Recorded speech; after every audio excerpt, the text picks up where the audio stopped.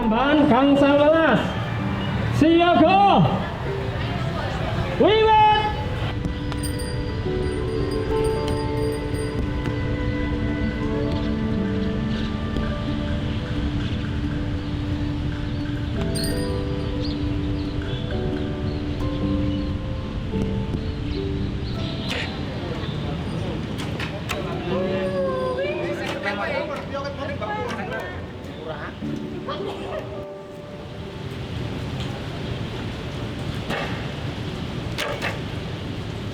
Arti dari jemparing itu adalah panahan tradisional Jawa gaya Mataraman. Jadi ini adalah dulu panahan yang di dalam benteng Keraton Mataram, Jogja dan Solo.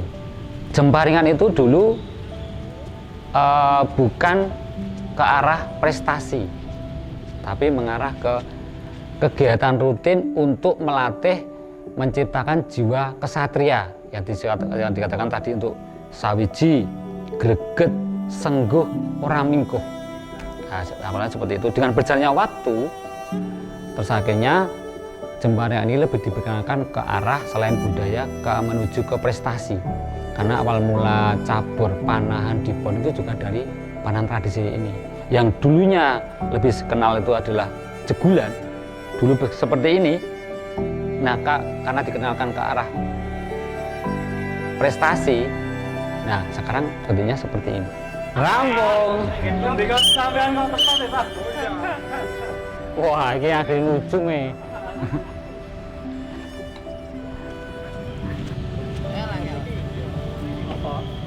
Di dalam jemparingan itu kita harus duduk. Untuk laki-laki harus duduk bersila, untuk perempuan boleh bersila, boleh bertimpuh. Itu juga ada maknanya di dalam jemparingan bahwa siapapun yang sudah masuk ke jemparingan, siapapun yang ingin menjemparing, itu semua harus duduk. Berdiri sama tinggi, duduk sama rendah. Jadi semua itu harus sama rata di situ.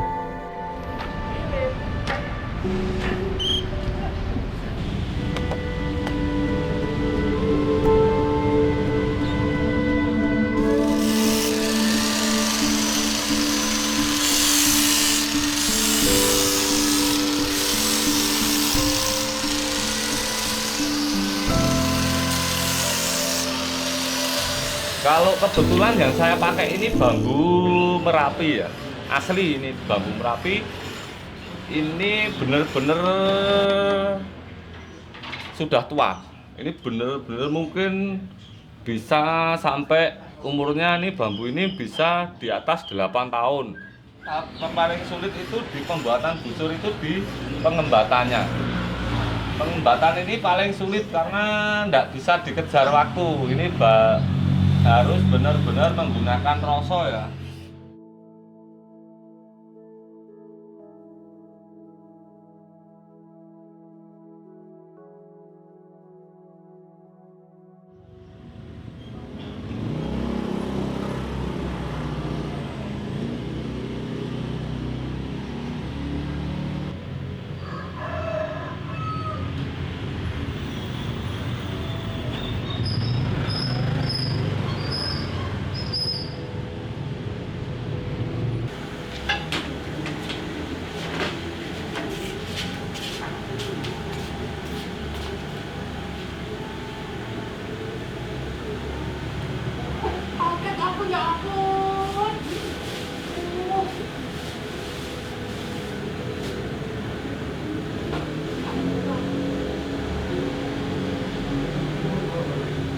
Panah di Jemparingan ini dibuat spesial kalau menurut saya itu karena proses untuk menjadi anak panah seperti ini itu panjang. Ini bahannya sama-sama bambu petung yang seperti kita gunakan untuk lem atau sayap busur, tapi prosesnya berbeda pengolahannya dari bambu petung yang masih utuh sampai menjadi anak panah ini prosesnya panjang. Setelah dipotong, diluruskan, dibiarkan. Kemudian kalau dia ada perubahan diluruskan kembali sampai dia tidak berubah lagi. Kemudian ini ukuran yang 1 cm, baru dikecilin mendekati ukuran yang diinginkan. Nah itu biasanya suka berubah lagi bambu, harus diluruskan kembali. Jadi perlu prosesnya nggak sebentar. Nah ini salah satu yang kalau kondisi bambunya seperti ini boleh dibilang ini nggak layak untuk dijadikan anak panah jemparingan. Kelihatan bahwa saat diputar dia akan lari kemana-mana. Berarti ini kondisinya bambunya tidak lurus. Kalau seperti ini dipaksakan menjadi anak panah yang dipakai, ya hasilnya juga amat sangat jauh yang diharapkan. Ngopi dulu kita.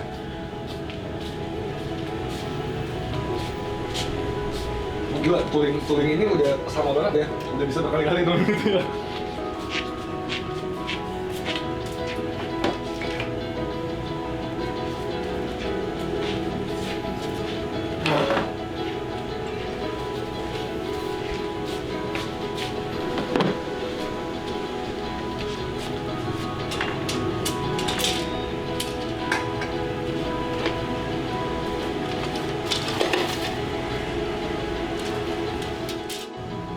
Kalau untuk bicara kita untuk bisa memanah, 10 menit belajar bisa memanah.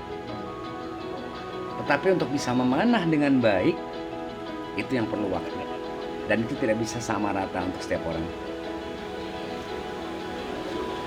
Selalu yang saya temuin sampai saat ini pun, setelah sekian tahun ikut di Jemparingan, itu tetap aja saya tetap menemukan hal-hal baru yang ternyata dalam hidup seperti ini. Itu penggambaran dalam hidup kita.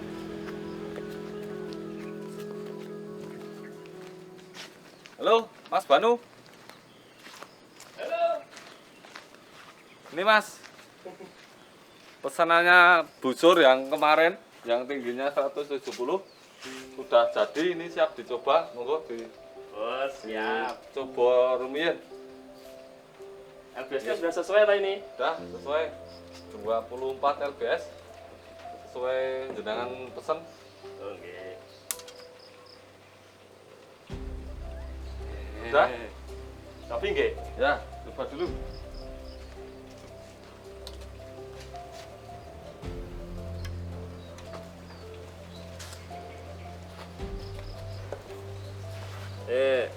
Yang ngerokok aja ya Mas. Nggih.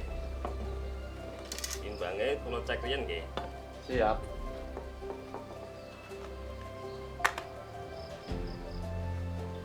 Oke.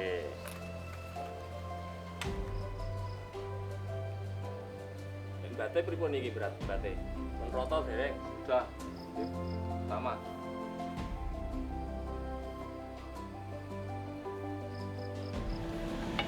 Kenapa kita masih tetap melakukan? Ya mungkin yang saya lakukan dulu panahan, sama-sama panahannya, kegiatannya yang sama. Tapi apa yang kita pelajari itu jauh berbeda, amat sangat jauh berbeda. Dulu pada saat saya ikut panahan, waktu itu kebetulan bukan untuk prestasi, tapi saya untuk keperluannya adventure. Kita punya target, sama dengan pemanah-pemanah yang ikut panahan di prestasi. Mereka punya target, mencapai skor atau ikut kejuaraan di mana gitu. Itu target mereka. Jadi kegiatan manah mereka dipenuhi dengan target itu tadi. Mereka belajar memanah untuk mengejar target. Tetapi yang saya temui di Jemparingan bukan target yang dikejar. Pak Kadi mau nyoba? Siap. Coba. Oke. Yang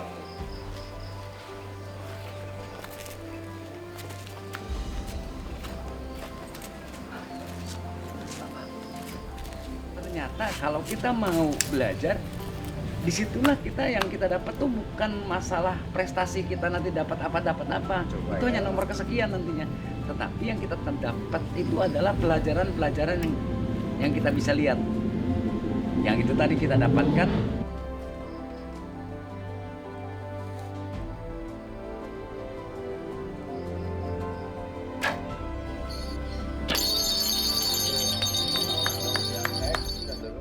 cocok dengan tipe gaya manahnya Mas Kadi karena Makin kita memperhatikan, ternyata kita menemukan lagi hal lainnya, memperhatikan hal yang lainnya lagi, menemukan lagi hal yang lainnya, dan semua apa yang kita temui itu ternyata itu adalah penggambaran dari hidup kita. Itu berbeda jauh dengan panahan yang sebelumnya dilakukan, yang panahan modern tadi ya, berbeda. Karena di panahan yang modern itu kebetulan kita tidak mempelajari yang namanya apa sih kaitannya dengan hidup. Tidak ada di situ kita mempelajari itu. Yang kita isi saat kita nongkrong itu adalah apa? Bagaimana kita mencapai target? Target apa yang mau kita capai? Tujuannya itu. Tapi di Jemparingan enggak. Yang tahun pinten dengan iku dolanan panahan terus kok iso iso dadi atlet targetan itu lara-lare kepiye sakjane aku dhewe iki yo selama ini gaweke busur Mas Banu ki yo nek ning 7 sampai 10 itu ada. Tapi kan ming jaluke ming iki rencana tak nggo targetan. Iki rencana ming tak nggo bandulan. LBS semene beda ngono. Ning sing biasane lho, sing wis iso manah kuwi Mas, jaluke aneh-aneh. Ning kok sing model karakter kuda laut. Ono sing Kuda laut sing kepiye? kuda laut ki Pak Busur kok ono sing kuda laut iki? mlengkok ngene iki kaya kuda laut kae aku yo manut piye gambare fotone kok ngopo aku ngono kuwi. Jajal iki tak yo ora iso pesan. Yo, nggak. Nggih. Ada bonceng atau mau?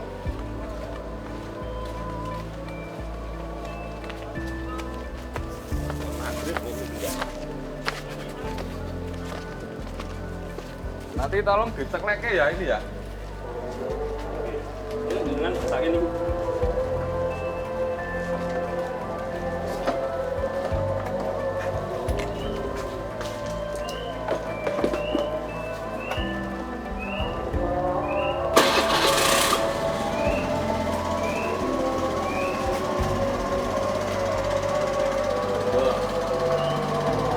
Bismillahirrahmanirrahim.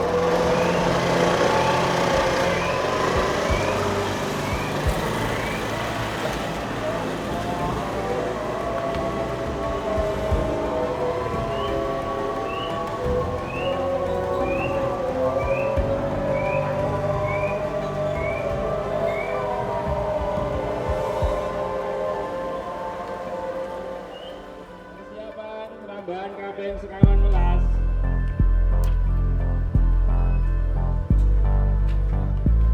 Siaga.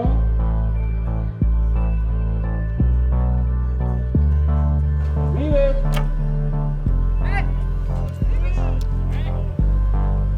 Mungkin lebih tepat dibilang perlombaan ya. Kalau panahan itu bukan pertandingan, tapi perlombaan. Pertandingan itu kita punya lawan. Kita bertanding. Ada tandingan kita kan. Kalau berlomba umum, kita membawa individu kita masing-masing, kita berlomba. Satu lagi. Pak Toyo tambah. Nah kalau panahan itu bukan pertandingan, karena lawan kita cuma sasaran, bukan orang lain. Yang kita lawan saat kita perlombaan panahan itu sebenarnya siapa? Itu diri kita sendiri. Musuh kita sesungguhnya bukan orang lain, bukan peserta lain, bukan sasarannya sendiri, bukan. Tapi diri kita sendiri yang jadi musuh. Saat kita dalam perlombaan panahan yang mungkin memang ada indikatornya, poin, skor, atau target. Untuk kita yang menghambat mencapai target itu sebenarnya hanya diri kita sendiri, bukan orang lain. Itu salah satu falsafah yang mungkin saya belum menemukan kalau di olahraga lain. Ternyata banyak yang si penjemparing ini saat mereka ikut Geladen, fokus utama mereka adalah bukan pengen menang. Pertama, mereka pengen apa? Ketemu teman-teman.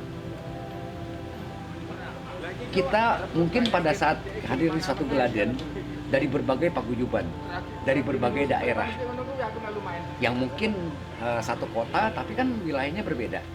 Mungkin nggak setiap hari kita ketemu mereka. Nah saat Geladen kita ketemu di situ. Itu yang fokus mereka. Ternyata fokus utama mereka salah satunya adalah silaturahmi. kemudian mereka bisa guyon bareng, cerita, ngobrol, nanya kabar, dan segala macamnya semua. Akhirnya nanti yang namanya menang atau dibilangnya naik podium atau mencapai gelar titik 1, titik 2, titik 3 itu nggak penting lagi buat mereka. Ya mereka senang kalau misalkan bisa juara, bisa podium. Tapi itu hanya bonus buat mereka. Mereka lebih senang kalau datang ke Laden bisa ketemu sama teman-teman. 8. Ada lagi lah yang 9. Satu 8. Pak Tito 9. Pak Tito 9. Pak Tito 9. Di Pak Tito di. Pak Tito 9. Ya. Oh iya. Sudah. Ini 4. 4. Nah, Pak Tito 9. Ya. Berarti 11, 10, 10, 9. Berarti tiga ke siji kene sing Tulis yang sore. sing satu sapa? Satu Pak Bandono. Kalau mau 11 mau. Begitu masuk di lapangan, begitu kita memegang gendewo dan anak panah, begitu apalagi di Geladen saat kita memakai pakaian adat, kemudian ikut Geladen, itu semua sama. Kita sama-sama pemanah. Kita adalah sama-sama penjemparing.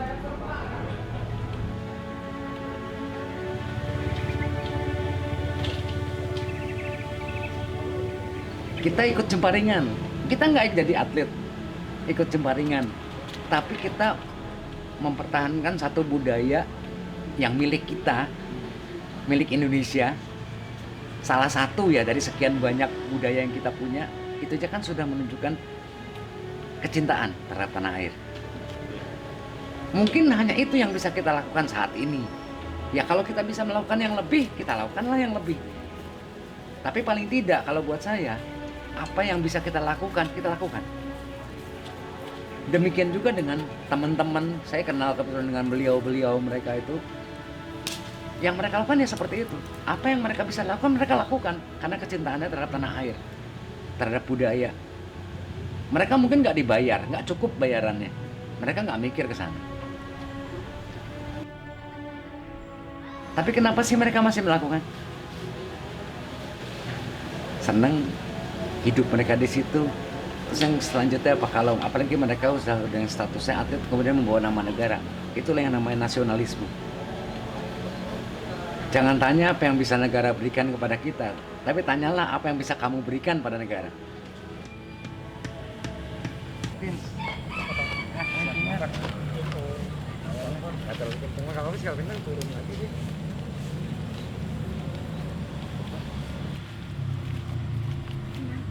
Kita sama-sama kegiatannya memanah. Artinya setiap kita menembakkan anak panah, kita pingin anak panah itu sesuai dengan sasaran yang kita tuju. Dan ternyata fokus kita tidak boleh di sasarannya. Bukannya salah, tapi kembali tadi falsafah dalam hidup. Segala sesuatu yang dilakukan berlebihan akhirnya jadinya nyasar, jadi salah. Kita terlalu pingin fokus di sasaran sampai akhirnya kita melupakan diri kita. Padahal yang membuat kita salah menembakkan anak panah itu apa? Badan kita. Dan kita kalau kita lupa jadi salah. Jadi fokus itu kita oke cukup fokus kita mau kena di sana, kita tarik kembali ke diri kita lagi. Kembali tadi yang kita hadapi diri kita lagi. Dan itu prosesnya panjang untuk belajar dan betul akhirnya dibilang bahwa panahan itu adalah suatu pelajaran yang tidak akan pernah selesai. Karena kita menghadapi diri kita sendiri. Makanya mungkin itu yang bisa menjawab salah satunya kenapa masih terus melakukan jemparingan. Karena kita jadi tertantang untuk belajar dan itu nggak pernah selesai. Makanya upahnya surga. Kalau ikhlas itu gampang, hadiahnya Magicom. Isinya nasi.